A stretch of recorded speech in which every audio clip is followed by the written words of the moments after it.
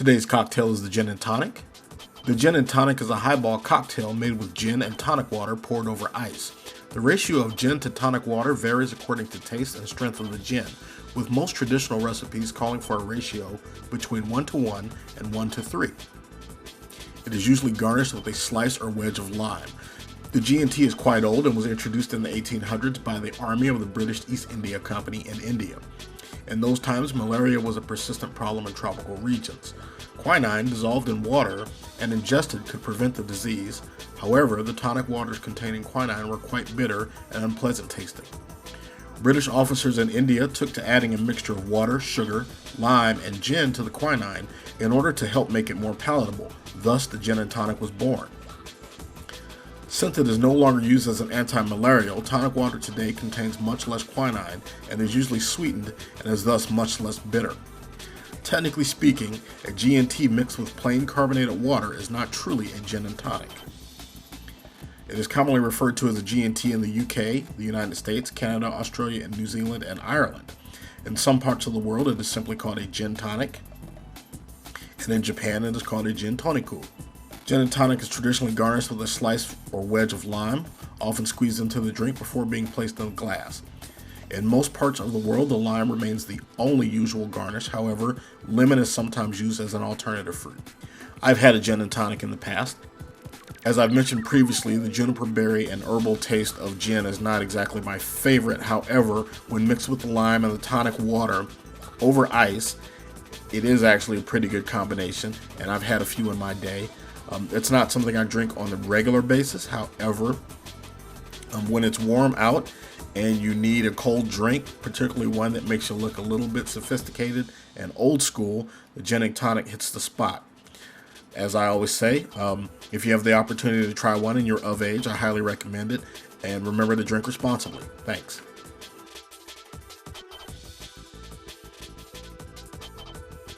So, my 40th birthday party to myself. I go to Las Vegas. During my first semester of grad school, mind you, so I'm on vacation, but I had to take my books and shit with me. Okay. Okay, so the first one I drove was a Ferrari F430 F1. The poster's red, my car was yellow, and I absolutely loved it because it made Ferrari noises. I know, right? Like, that was fancy. 490 horsepower, 0 to 60 in 3.9 seconds, 198 mile an hour top speed, worth the approximate value of the house I was living in at the time. Actually, slightly more. Because my house, I paid $195 for that house, $198, and the market value of the car was $220. So yeah. Dude, that's a rap lyric. Yeah. My car worth more than your house. But here we go, and I'm gonna try to skip past the part where he's talking. Hopefully you can hear it. Do you hear it? I can't hear it. I mean, I can see it nicely. Oh wait, so is this your camera footage from when you were actually driving it? Yeah, so the cars have cameras built into them. Now, and I'm sure they sell you the video. Yeah, well, they charge you for the, they charge you like $80 for the little thumb drive that it's on. Oh, okay. Yeah, although I think that's for the day, so it's not $80 extra per car. It's just $80 extra for video. Oh, okay. But still. Most important though, after each downshift, yeah, I should brake off. If at all on the racetrack I ask you to brake harder, it means I know we're going to go off, so please brake harder. Mirrors are for me. If anyone behind needs to pass, I'll turn on those hazards. I'll do the steering. How's that? Because I want to hear it, but I want to be able to talk. Turn on the hazards. I'll have to pass them on. Okay. Any questions? No, sir. Ready to drive Ferrari? Yep. Excellent. Put on the brake. Upshift once. He sounds like such a typical now in first gear. bro. Straight. Bro dude. Yes, he's very bro dude. Go and line up behind Iron Man there. So like, did it feel different than the other cars? Like, did it feel fancy? Or does it just ride like a regular sports car? Yes, because it's you know, compared to my Nissan, it's all leather interior, and so you got that great smell, and then it's got the fancy paddle shifters, and they're like titanium or aluminum or something, so they're very tech feeling. But otherwise, it's like being in the Nissan, only faster. The other one went in the pits. Except for the noise. You got to hear the sounds. That's the thing about the Ferrari. That's why I got the Ferrari. Oh, it sounds very pole position right. Yes. What did I just did at myself? And I'm just playing with it. And you're going to hear him tell me accelerate much harder. Much higher. Upshift. Go all the way to the braking cones. Brake straight to the turn-in. Downshift once. Come off the brake. I had a little trouble with the paddle shifters. I'm not going to lie about that. A little more right, squeeze the pull. Out wide. That's a new thing if you're not used to using it. I was going to say, yeah, I don't know how these paddle shifters work. Brake hard, one side's up, one side's down. Brake, stay on the right side. But when you're like me and you're used to having that shifter in your hand and that clutch pedal, yeah. Like my muscle memory is based on, gentle throttle left. You know, third gear, fourth gear, third gear, fourth gear, brake, clutch, third gear, fourth gear. Not paddle, paddle up, paddle down. It's a different kind of sensation. Late apex, squeeze the full, out wide to the paint, back to the far right. Right side. A little brake. Turn left. You heard it squealing a little bit, but I'm not even really straining this car. Brake straight to the turn-in. Gentle throttle right. There, I missed the shift, I think. So here's the trick with this car. All the way. I'm a nerd, so I do math. I drove this car at approximately 92% of its fastest lap. Upshift, then downshift. Yeah. So 2 downshifts. Yeah, so there, I screwed up the shift, and I shifted up when I should have shifted down. Well, I drove this car closer to its maximum speed than any other car I drove. Stay on the right, squeeze the full. Right. And go. Right side. Which probably says more about me than the car. Touch brake. Gentle throttle left. A little more. Crest the hill. Squeeze the full. And the fact that I'm not really dealing with traffic, that helps. Brake that turn in. Now, are you on this course by yourself, or are there other people? No, there are other cars out there, but they try to.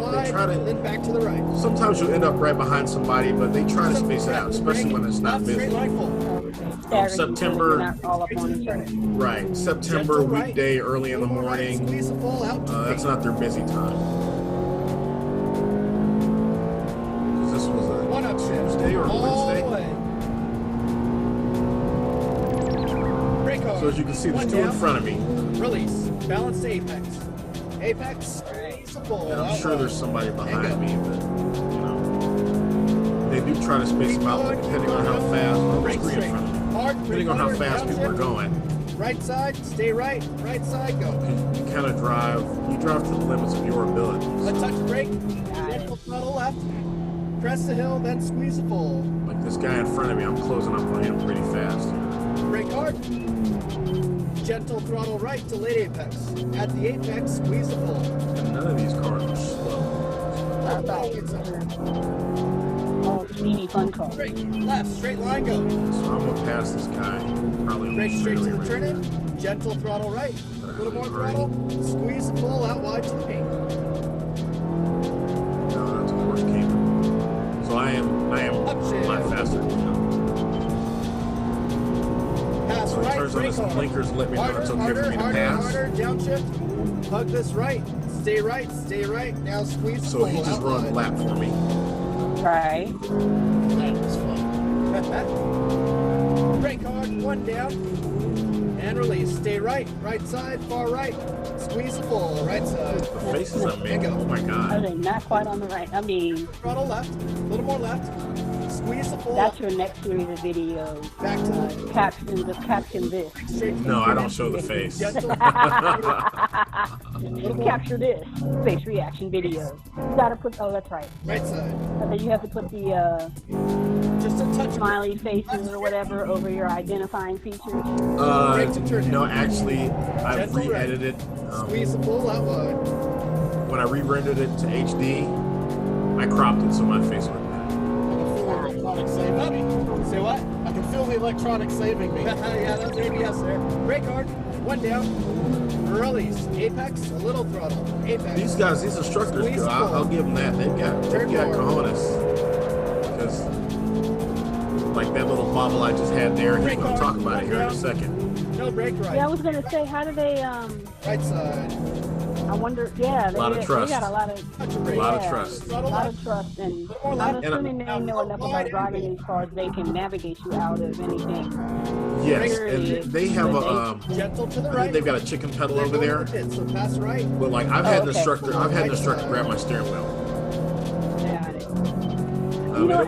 It was just a little correction, but you know the car wobbled, and I pushed it too far. And he just grabbed the wheel and was like, "You're okay." And he grabbed it for a split second, let it go, and like, "You got it." And I had it wonder again. if it's like student driver cars. Yeah, I didn't realize it before, but I noticed the last time I was over there, they do have the auxiliary brake pedal over there. All right, wait, go. Because by the time you wait to use it, it's too late. It's really just to keep it from hitting the wall. Brake hard. So like right there, I caught it. I almost went off, but I caught it. When I was on the Audi, the instructor caught it. A little brake. But he wasn't like this guy. He didn't talk shit to me. He was like, "I got it, you're good," and just kept on going. Brake straight to the turn in, gentle to the right. And that Audi's a different beast, because it's like 610 horsepower. And go, right side. Wow. That's a lot. Right. That's power. Little brake, left, straight line, go. Brake. You got me hype. I might want to try one of these. All right. Squeeze to full out wide. I think I might look this up. We're supposed to be doing a girls trip to Miami this summer. I know my friends are punks, they won't do it, but if I found a track like this, man, listen. Out wide.